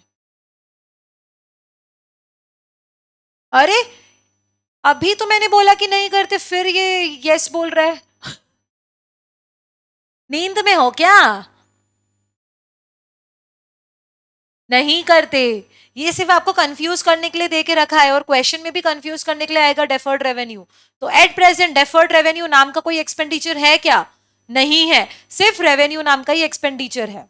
ओके, नेक्स्ट AS 26 क्या बोलता है, देखो नीचे दिया, expenses like advertisement, research. Research and development में जितना बड़ा बड़ा पैसा लगता है तो वो वन टाइम लगता है, लेकिन रिसर्च डेवलपमेंट 2 से 3 साल 4 साल तक तो बेनिफिट देती है हमें, राइट। ट्रेनिंग, आप लोग की भी जो मेजर मेजर जो ट्रेनिंग होती है, अगर आप में से कोई ऑलरेडी कोई MNC में या काम कर रहे हो, तो वहां पर जो मेजर ट्रेनिंग में जो पैसा लगता है वो बार बार थोड़ी लगता है। बड़ी बड़ी जो एक बार में ट्रेनिंग होती है उसका बेनिफिट 2 से 3 साल तो आप लेते ही हो ना, राइट। वही सेम चीज है। Must be fully recorded as expense in the same year they incur. क्या लिखा है? Fully recorded. This means the cost can't be shown as asset, they must fully reduce profit in the current year. अगर revenue transaction है तो profit कम दिखेगा। It makes financial reports more consistent and conservative. Clear है ये point? पक्का MCQ आएगा boss. ये आपको कैसे भी ध्यान में रखना है। AS 26 बोलता है कि अब सारे के सारे जो भी डेफर्ड रेवेन्यू ट्रांजैक्शंस थे उसे सिर्फ और सिर्फ आपको क्या करना है, रेवेन्यू ट्रांजैक्शन जैसे ही डील करना है। तो क्या मैं ये कह सकती हूं कि अब कोई डेफर्ड रेवेन्यू नाम का प्राणी इस देश में नहीं है? यस, मैं कह सकती हूँ there is no transaction like deferred revenue, सिर्फ और सिर्फ रेवेन्यू ट्रांजैक्शन ही है। ठीक है, क्वेश्चन में आएगा लिख के डेफर्ड रेवेन्यू, वो क्वेश्चन को देख के गलती मत करना, याद रखना डेफर्ड रेवेन्यू कुछ नहीं है, अभी सिर्फ और सिर्फ रेवेन्यू ट्रांजैक्शन है। एक बार में पूरा का पूरा पैसा रिकॉर्ड करो P&L में, और प्रॉफिट उसकी क्या होगी, इंपैक्ट होगी, कम होगी। नेक्स्ट, ये दोनों के डिफरेंसेस देख लो अगेन। डेफर्ड रेवेन्यू 2 से 5 साल तक, लेकिन जो कैपिटल है वो तो फिक्स्ड पे लगता है, प्लस लॉन्ग टर्म 5, 10, 20 साल, राइट। हैवी एक्सपेंडिचर जैसे कि ब्रांड बनाने के लिए, purchase of building plant and machinery, revenue in nature है but not return of in the same year. Revenue in nature है, रेवेन्यू इन नेचर मतलब रेवेन्यू ट्रांजैक्शंस क्या कहते हैं कि उसका जो बेनिफिट है वो करंट ईयर में ही एग्जॉस्ट हो जाता है। तो क्या ये रेवेन्यू नेचर है? रेवेन्यू नेचर है ये, क्योंकि हम रेवेन्यू जैसे ही तो ट्रीट कर रहे हैं इसको, इसी करंट ईयर में पूरी अमाउंट डाल रहे हैं, लेकिन इसका बेनिफिट जो है वो 2, 3, 4, 5 साल तक है, राइट। तो क्या ये करंट ईयर में ही एग्जॉस्ट हो रहा है डेफर्ड रेवेन्यू ट्रांजैक्शंस? नहीं, इसका बेनिफिट आगे भी है। तो इसीलिए क्या लिखा है, but not return of in the same year. Same year में ये एग्जॉस्ट नहीं हो रहा है, आगे कुछ बेनिफिट दे रहा है। नॉर्मल 5 साल तक, बस 5 साल से ज्यादा है तो वो कैपिटल में जाएगा। Capital in nature and shown as an asset, capital expenditure. Short term है 2 से 3 साल, मोर देन 1 ईयर। अब यहाँ पे मोर देन 1 ईयर लिखा है तो आप कंफ्यूज हो जाओगे, ठीक है। लेकिन यहाँ पे ना हम फिक्स्ड एसेट्स और की बात कर रहे हैं, एसेट की बात कर रहे हैं, ठीक है। अब बोलोगे मैम बहुत कंफ्यूजिंग हो रहा है, तो इसको ना हटा ही दो, 5 साल लगा दो, अब नहीं होगा आपको कंफ्यूज। अर्लियर क्या होता था, मल्टीपल ईयर्स में P&L अकाउंट में जैसे मैंने बताया सेम ट्रीटमेंट, लेकिन अब उसको रेवेन्यू एक्सपेंडिचर नाम से कहा जाता है। Capitalised in balance sheet and then depreciated and amortised annually. इसमें डेप्रिसिएशन सेम चल रहा है कैपिटल एक्सपेंडिचर में। अब रिसीट्स की कुछ बात करते हैं। अभी तक हमने क्या बात करी है, सिर्फ और सिर्फ एक्सपेंडिचर की करी है, खर्चे की बात करी है। तो अब कुछ पैसा बिजनेस में आता भी है भाई, चलो अब थोड़ा रिसिट की बात करते हैं। कैपिटल रिसिट, अगेन जो कैपिटल का जो नेचर है दैट इज सेम, बस यहाँ पर पैसा आ रहा है, ठीक है। क्या है ये, नॉन ऑपरेशनल एक्टिविटीज से आ रहा है पैसा, जैसे कि आपने कोई एसेट को बेचा, लोन लिया है, इन्वेस्टमेंट आया है, ठीक है। तो मतलब कंपनी में पैसा आ रहा है लेकिन नॉन ऑपरेशनल एक्टिविटी से। अगर ऑपरेशनल एक्टिविटी से आता तो वो क्या हो जाता था, revenue receipt. They do not affect annual profit या फिर लॉस कैलकुलेशन, क्योंकि प्रॉफिट एंड लॉस कैलकुलेशन क्या अफेक्ट करता है, कैपिटल या फिर revenue, revenue.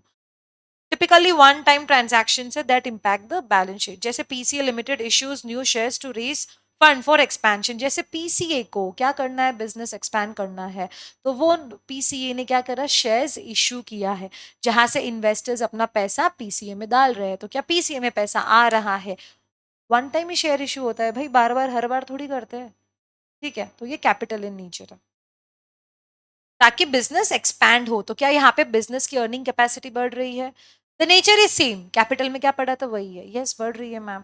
Such receipt is credited to respective accounts of capital nature and is reflected in balance sheet, ठीक है। तो ये सारी चीजें एसेट में आती है, लाइबिलिटी में आती है, हर एक चीज हम देखने वाले हैं, डोंट वरी, ठीक है। जब तक आप आंखों से नहीं देखोगे ना ट्रांजैक्शंस, क्वेश्चंस, तो आपको अपने दिमाग में चलता ही रहेगा। रेवेन्यू रिसिट्स क्या हो जाता है, रेवेन्यू रिसिट्स मतलब अगेन जो कोर बिजनेस ऑपरेशन से आ रहा है, जैसे कि सेल्स एंड सर्विस, ये दोनों वर्ड्स आप याद रखना। रेवेन्यू मतलब सेल सर्विस, डायरेक्टली इंपैक्ट करता है प्रॉफिट एंड लॉस कैलकुलेशन, और यहाँ पर again matched against what, revenue expenses. जैसे पीसीए ने सेल करे हैं 1000 बुक्स, तो पीसीए का काम ही बुक्स में है, कोर बिजनेस हमारा बुक्स लेक्चर्स और में ही है। तो सेल करे तो क्या ये कैपिटल है, एक ही बार करेंगे क्या, नहीं, हम तो बार बार, मतलब हर दिन होता है यहाँ पर, तो हर दिन 100 से 200 बुक्स ऐसी ही जाती है, फिर क्या करते हैं, revenue. Treatment, these are recognized as income and should be credited to the income statement, okay। Distinguish देखो, same again, this is for your summary purpose. जैसे कि कैपिटल रिसिट क्या होता है, outside the entities normal business operations, business का लेन then इसमें नहीं है लेकिन ये फिर भी बेचा गया है, ठीक है। अब जैसे कि ये जो कबर्ड है, जो कबर्ड में हम बुक्स रखते हैं, ठीक है, तो ये कबर्ड को हमने बेच दिया, तो एसेट गया, लेन देन कबर्ड्स में थोड़ी है, बुक्स में है, सेम चीज। These receipts are obtained by entity from regular day-to-day operations. Capital non recurring होता है, रेवेन्यू रिकरिंग होता है।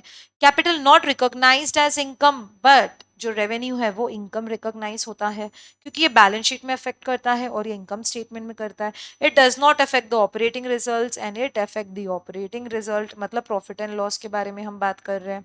इट में result in creation of liability and it में नॉट क्रिएट एनी लाइबिलिटी।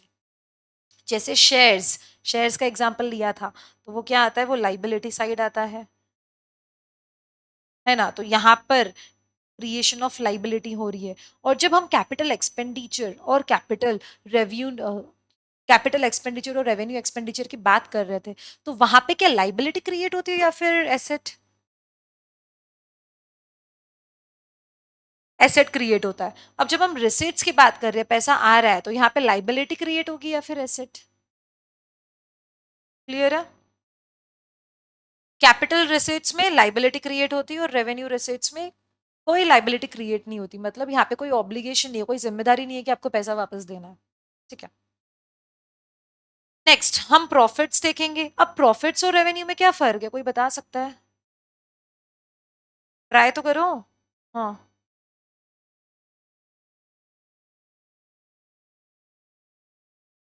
हाँ,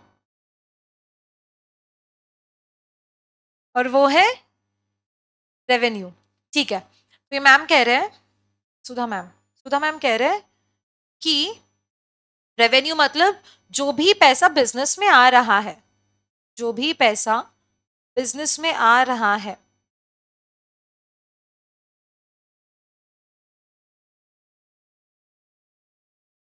वो है रेवेन्यू।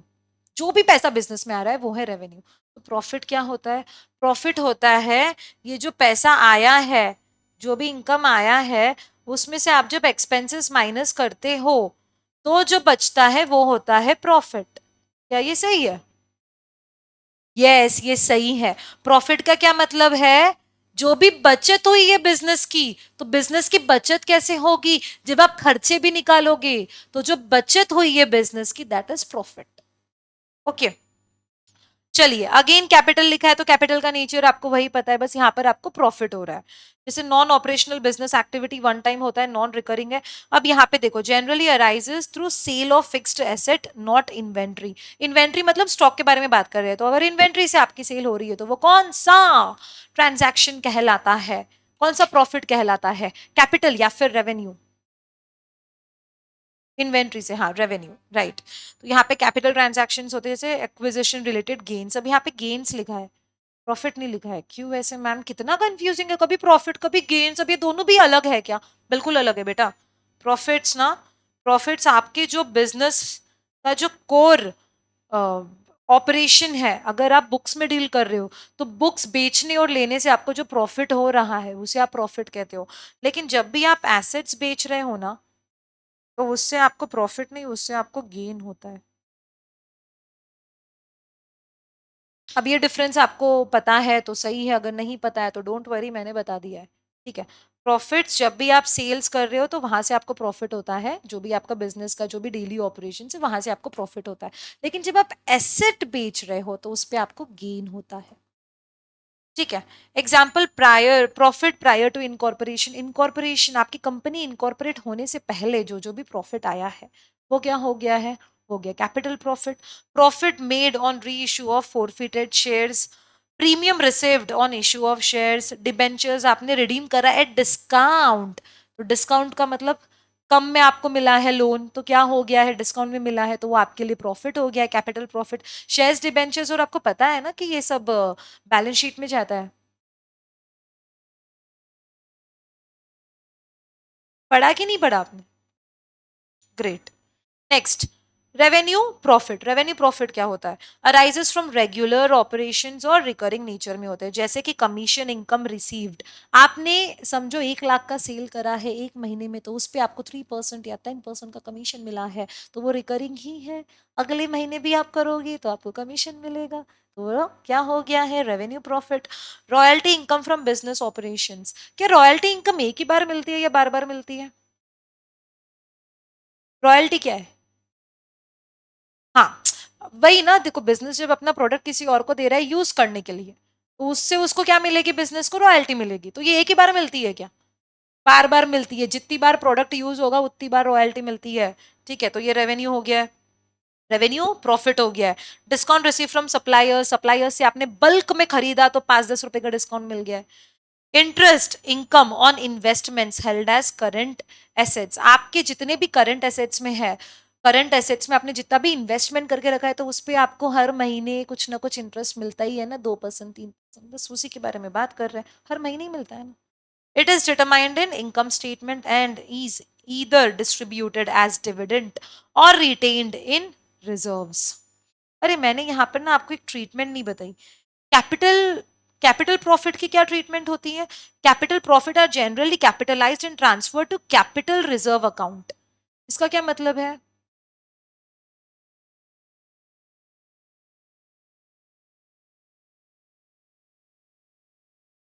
अगेन आप यहाँ पे गलती कर रहे हो। आपने आपने क्या बोला? Capital profit. प्रॉफिट मतलब गेन हो रहा है, तो गेन मतलब आपने क्या कहा कि ये एसेट साइड में आना चाहिए, राइट?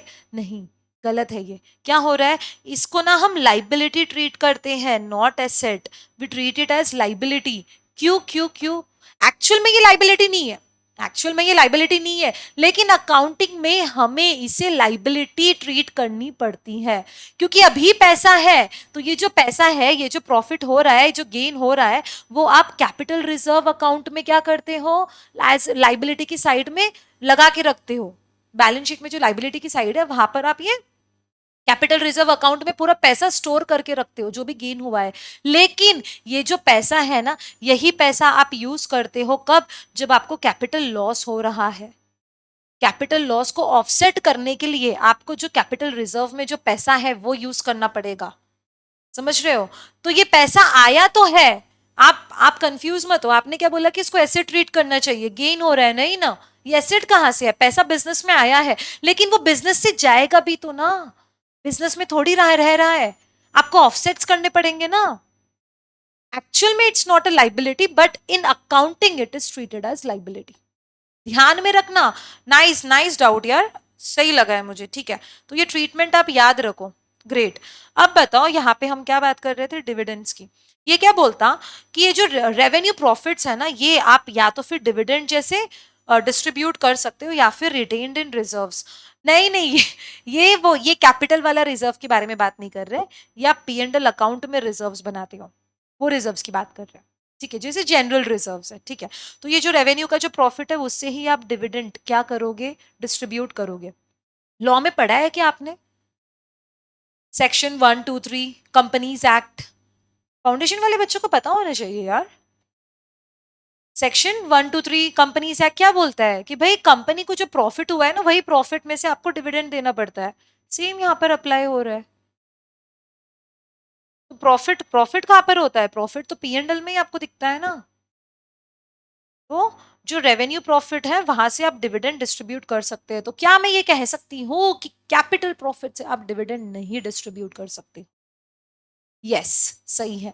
तो capital profit is only used to offset what, capital loss. अभी हम आगे पढ़ेंगे कैपिटल लॉस पे, ठीक है। और ये जनरल रिजर्व्स के बारे में बात हो रही है,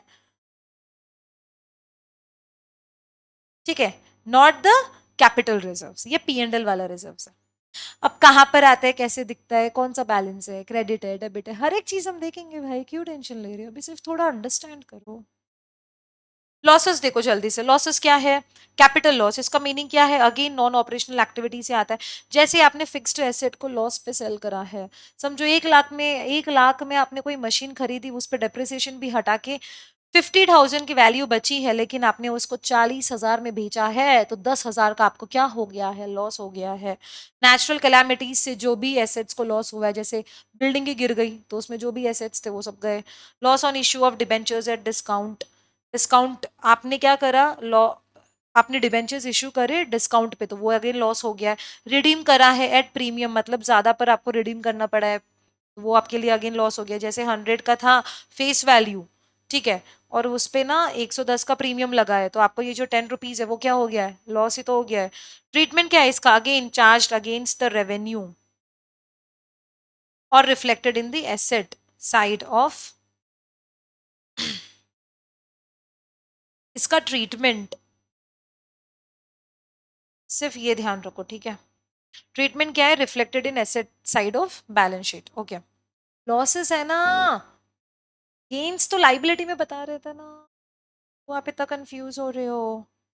रेवेन्यू लॉस, रेवेन्यू लॉस क्या करता है, रेगुलर ऑपरेशंस, बिजनेस के जो भी रेगुलर ऑपरेशन है वहां से जो लॉस हो रहा है, जैसे बैड डेट्स, बैड डेट्स मतलब जो पॉसिबल लॉस है, जो पैसा नहीं मिलने वाला है, दैट इज लॉस। एब्सोलीट जो भी स्टॉक है, जो बेकार पड़ा पड़ा जो खराब हो गया स्टॉक, वो थोड़ी आप बेच सकते हो, दैट इज लॉस। थेफ्ट हो गया है, loss. Loss from sale of goods below cost price, मतलब खर्चे से कम में आपने बेचा है तो क्या हो गया है, लॉस हो गया है। ट्रीटमेंट क्या है, such loss is recorded in debit side of, क्योंकि डेबिट साइड क्या है, डेबिट क्या बोलता है, debit deals with what, losses ना, जो भी लॉस हुआ है तो वो आप डेबिट साइड पे बताओगे, ठीक है। Okay so well let's begin with our questions. कुछ अराउंड कितने क्वेश्चन है देख लेते हैं पहले, आपको थोड़ी सी शांति मिल जाएगी। 7 8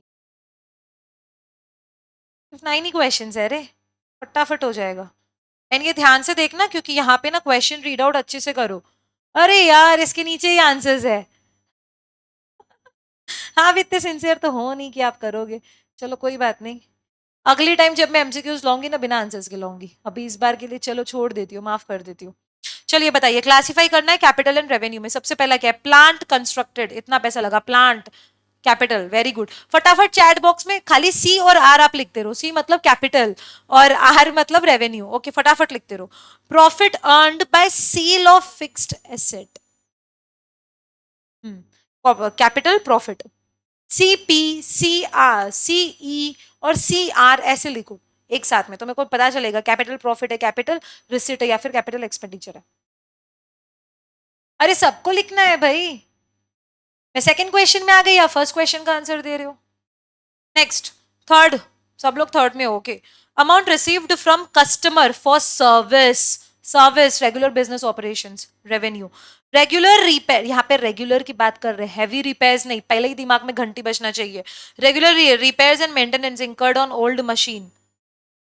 ओल्ड मशीन की बात नहीं है, चाहे ओल्ड मशीन हो या फिर न्यू मशीन हो, लेकिन ये तो रेगुलर रिपेयर्स है ना, हैवी थोड़ी है। हाँ, अगेन कौन सा हो जाता है, revenue. Annual rates and taxes paid to local authority, ये आपको एनुअली हर हर साल आपको क्या करना पड़ेगा, ये पे करना पड़ेगा, तो ये क्या हो गया, again revenue expenditure. Perfect, next. इतना ही रखती हूं मैं, बताओ। अगेन वही कैपिटल एंड रेवेन्यू एक्सपेंडिचर आपको करना है, बताइए। An extension of railway track, railway track आप एक्सटेंड कर रहे हो फैक्ट्री एरिया में, तो क्या इससे बिजनेस की एफिशिएंसी कैपेसिटी बढ़ेगी, ये क्या हो गया, capital. wages paid to machine operators, revenue। installation cost of new production machine, new production machine, installation cost, production machine, क्या एसेट क्रिएट हो रहा है यहाँ पर, दिमाग में घुमाते रहो, एसेट क्रिएट हो रहा है क्या, रिकरिंग है क्या, लॉन्ग टर्म है क्या, शॉर्ट टर्म है क्या, घुमाते रहो। यस, तो क्या है ये, capital. Materials for extension to foremen's officers in the factory, very good. Payment for computer time to operate a new store control system, operate की बात कर रहे हैं, न्यू स्टोर में, न्यू स्टोर को ऑपरेट करने के लिए कंप्यूटर में जितना टाइम लगा है, तो ये बार बार करोगे, एक ही बार करोगे, ऑपरेशन है ना रे, नॉर्मल बिजनेस में हो रहा है ना। Revenue. Wages paid to own employees for building foremen's office, क्या एसेट क्रिएट हो रहा है, तो क्या होगा ये, कैपिटल या फिर रेवेन्यू, कैपिटल। नेक्स्ट, दिख रहा है ना क्वेश्चन, इसकी पीडीएफ ना आपको टेलीग्राम चैनल पे दिख जाएगी। हाँ, बताइए। अगेन वही कैपिटल और रेवेन्यू डिस्टिंग्विश करना है। सबसे पहला क्या, expenses incurred in connection with obtaining a licence for starting a factory, हर बार लगेगा कि नहीं, कैपिटल एक्सपेंडिचर एक ही बार लगेगा लाइसेंस लेने के लिए। 1000 paid for removal of stock to new site, बताइए ना, रेवेन्यू या फिर कैपिटल। आप लोग क्यों नहीं लिख रहे हो, क्या हो गया आप लोगों को, आंसर्स ऑलरेडी पता चल गए क्या, इसके लिए आप ऐसे कर रहे हो क्या। हम्म, क्योंकि देखो क्वेश्चन रीड करने में ही ना आपकी क्या है, वाट लगेगी, बाकी तो आपको आता भी होगा, लेकिन जो क्वेश्चन आप रीड कर रहे हो ना, बस वहीं पे गलती करोगे, बाकी तो अभी मैंने इतना पढ़ा ही दिया है। बताइए इसका आंसर क्या है, कम बच्चे ने ज्वाइन करा है, बाकी सब कहाँ फिर है, अभी तक तो इतने थे।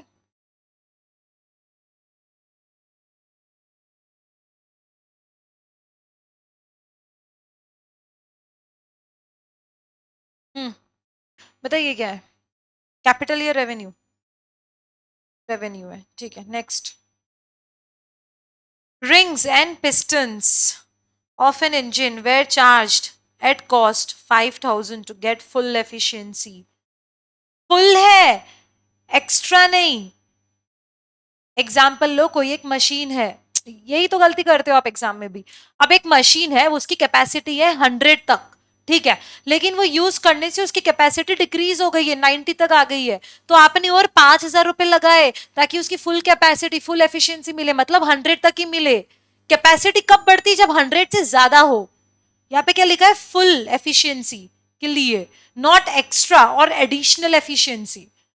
हाँ, तो प्लीज ये गलती मत करना, अभी अभी करो चलेगा, लेकिन डेफिनेटली एग्जाम में तो नहीं यार, पाठ लग जाएगी, वरना अगर आपने एग्जाम में इतनी गलती करी तो 2 मार्क तो गए आपके, जहां पे आना चाहिए था बस वहीं पर आप छोड़ रहे हो, तो ये क्या हो जाएगा, अगेन रेवेन्यू एक्सपेंडिचर है ये। Next, 2000 spend as lawyers fees to defend, अरे अरे question, capital expenditure. 10,000 were spend on advertising the new, हाँ, क्यों, because of AS26 a factory shed was constructed at cost कितना, 1 लाख। यहाँ पे देखो, ध्यान से देखो, यहाँ पे 2 एंट्रीज आनी चाहिए। फैक्ट्री शेड आप बना रहे हो 1 लाख के लिए, तो ये कैपिटल या फिर रेवेन्यू, आप हर बार बनाते हो कि नहीं, कैपिटल है। Again, 5,000 had been incurred for the construction of temporary hut for storing building materials, तो ये इससे प्लस में चल रहा है। अब जैसे मशीन में भी इंस्टॉलेशन ट्रांसपोर्टेशन चार्जेस लगते हैं ना, बस वैसे ही ये 1 लाख में ना और एक 5 लाख रुपए और एडिशनल लग गए। 1 लाख के और 5 लाख रुपए एडिशनल लग गए, किसके लिए? जो बिल्डिंग का मटेरियल है ना वो रखने के लिए। यहाँ पे बच्चे क्या करते मालूम, ये जो टेम्पररी है ना, टेम्पररी देख के रेवेन्यू कर आ जाएंगे। बताती हूँ ना गलती, कितने पागल बच्चे होते हैं। टेम्पररी देख के क्या लिखेंगे, इसको रेवेन्यू ट्रांजैक्शन कर आएंगे, लेकिन ये गलत है। 1 लाख का आपने फैक्ट्री शेड कंस्ट्रक्ट करा एंड उस पे और इंकर किया, उस पे 5,000 को और इंकर करके आपने शेड लगाया। शायद शेड टेम्पररी हो परमानेंट हो, डजेंट मैटर, लेकिन ये related to what? Related to asset, and asset create हो रहा है क्या यहाँ पे? यस हो रहा है। क्या होगा ये? Again capital expenditure. नेक्स्ट, फटाफट करते हैं। हाँ, state whether the following are capital revenue या फिर deferred revenue expenditure. There is nothing called as deferred, क्योंकि जो डेफर्ड रहने वाला है वो रेवेन्यू एक्सपेंडिचर ही रहने वाला है, ध्यान में रखना। कैरेज ऑफ कितना? 7,500 spent on machinery purchased and installed. कितना मशीनरी परचेज करने के टाइम का खर्चा है ये? Capital. Heavy expenditure cost 20,000 spend on launching, same revenue according to which AS 26। 200 paid for servicing the company's vehicle, company की vehicle service करने के लिए, and including 50 paid to changing the oil. क्या ये एक ही बार होता है कि बार बार होता है? बार बार होता है, right, very good. Revenue. Construction of basement, basement थोड़ा आगे भी पढ़ो क्वेश्चन, एकदम ऐसे एक्सपर्ट मत बन जाओ, गलती वही कर करोगे फिर। इट्स कैपिटल, आपने बस बेसमेंट देखा कि कैपिटल बता दिया। State whether the following are capital या फिर revenue. Again, paid a bill of 10,000 to Mr. Kumar, who was engaged as the erection engineer to set up a new automatic machine. Yes, it is capital Q because necessary to bring asset in working condition. Asset को जिंदा करने के लिए ये charges लग रहे हैं ना, तो ये कैपिटल होगा। Incur 26,000 expenditure on varied advertisement campaigns undertaken yearly। बताइए जल्दी जल्दी। हाँ नहीं नहीं, ध्यान से देखो, फिर से देखो। Incur 26,000 expenditure on varied advertisement campaign undertaken yearly on a regular basis, regular basis during the peak festival year, festive season। तो ये रेगुलरली हो रहा है, कुछ एडिशनल नया प्रोडक्ट लॉन्च वॉन्च का प्रमोशन टाइप नहीं है, या डिस्काउंट विस्काउंट नहीं दे रहे हो, रेगुलरली आप हर देते हो, दिवाली आ रहा है बस ऑफर चल रहा है। Revenue. In accordance with the long-term plan for providing a well-equipped labor welfare center, spent इतना over the year, कि आप हर महीने या बार बार आप क्या करते हो? वेलफेयर सेंटर बनाते ही रहते हो क्या? कैपिटल। नेक्स्ट, इनकम एक्सपेंडिचर बताइए जल्दी जल्दी, कैपिटल एंड रेवेन्यू का। Payment of wages to one's owns employ for building extension, capital expenditure. Regular hiring of computer time for preparing firms account, firm का account मतलब डेली बिजनेस ऑपरेशंस में है, revenue. The purchase of new computer for use in business, capital. The use of motor vehicle hired for 5 years, जब भी hiring की बात होती है तो वो तो रेवेन्यू होता है।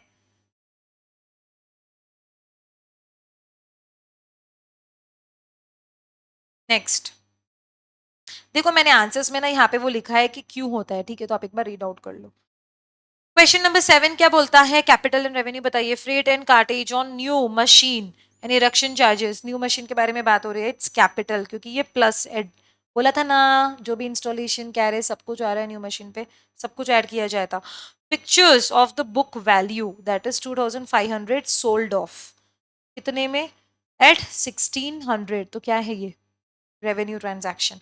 A new pictures of the value 4,000 were acquired and cartage on purchase this is what? Capital expenditure for new।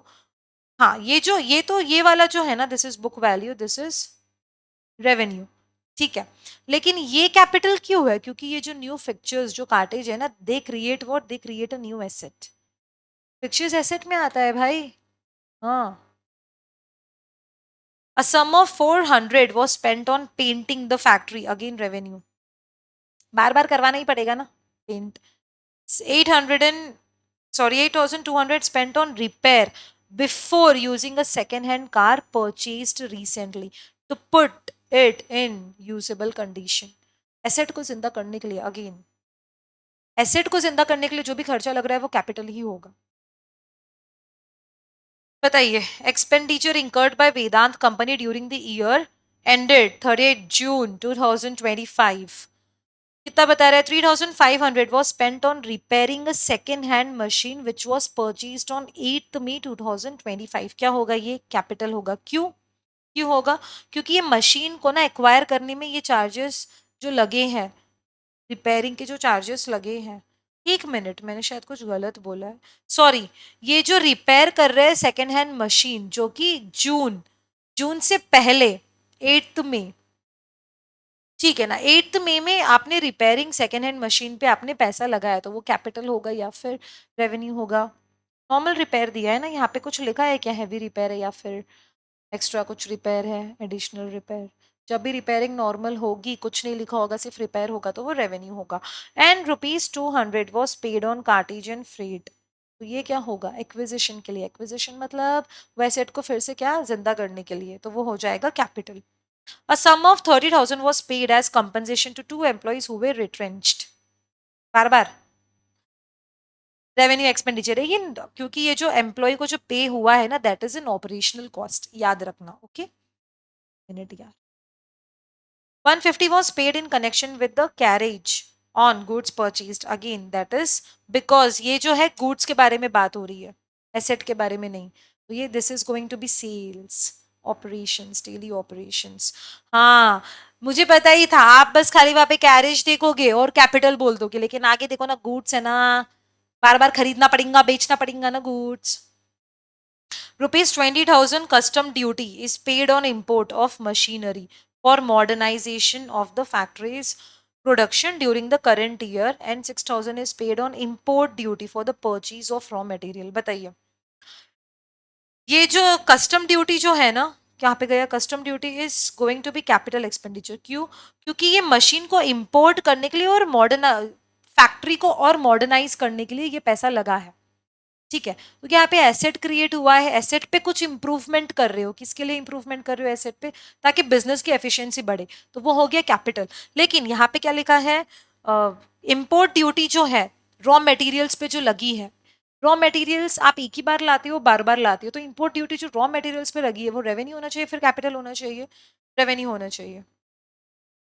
Next, ₹18,000 interest has accrued during the year on term loan obtained and utilized for the construction of the factory, building and purchase of the machinery। cap पूरा नहीं पढ़ना है क्या question? Direct बोल देना capital expenditure.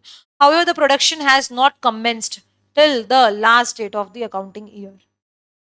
Before and after commencement of the business operations, तो वो वहां पर क्या चांस है? कौन सा ट्रांजैक्शन होता है जब बिफोर और आफ्टर आ रहा है कमेंसमेंट? कैपिटल। और सिर्फ जो after commencement of the business operation आ रहा है तब कौन सा होता है? Revenue. Last question of today's class. State whether the following items related to Parvati's sugar mill are capital या revenue। 50,000 received from issue of shares including 10,000 by the way of premium, capital receipt। Purchase agriculture land for mill and 500 was paid for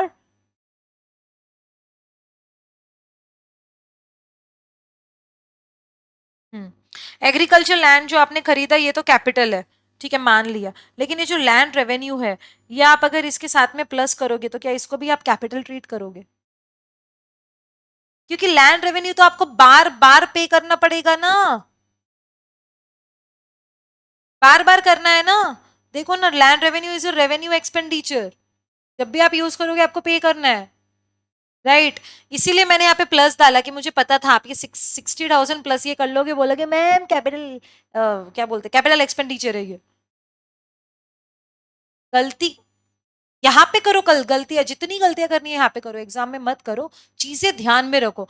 मैंने ये जो 9 MCQs आपको दिए हैं ना, तो ये बहुत ढूंढ ढूंढ के दिए हैं, और एग्जाम में क्वेश्चंस ऐसे ही पूछे जाएंगे, एकदम इजी वाला नहीं।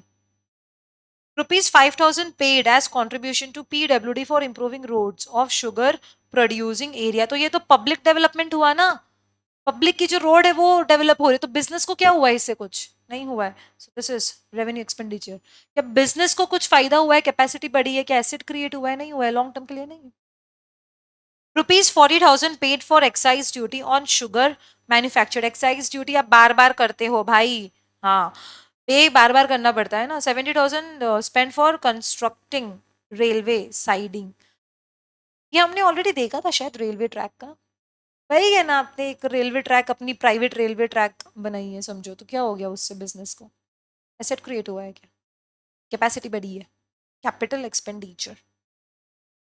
क्लियर है बॉस? अभी तक का हमने जितना भी पढ़ा, क्या एवरीथिंग इज क्लियर? कुछ डाउट है अभी आपको? नहीं, अपन ये जो है ना अकाउंटिंग साइकिल और एनालाइजिंग ऑफ ट्रांजैक्शंस, ये सब कुछ हम कल की क्लास में करेंगे। बेसिकली एक और क्लास लगेगी थियोरी के लिए, फिर तो पूरा प्रैक्टिस ही प्रैक्टिस करना है, ठीक है? और जब हम प्रैक्टिस करेंगे ना, आप ये जो कैमरास ऑफ करके बैठे हो ना,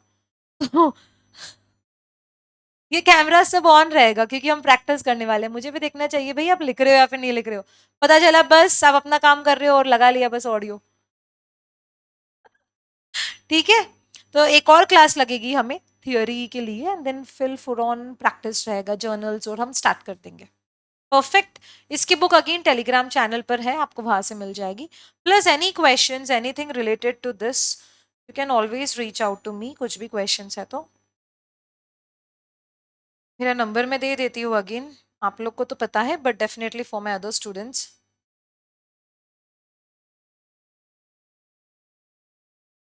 ओके, परफेक्ट। जो वर्चुअल स्टूडेंट्स है आप लोगों का ना, जैसे हम ये थियोरी कंप्लीट करेंगे, we will have an exam. हाँ, कब कैसे, ये सारी चीजें आपको पता चल जाएगी। Okay, don't worry. चलिए, tata bye bye, see you tomorrow.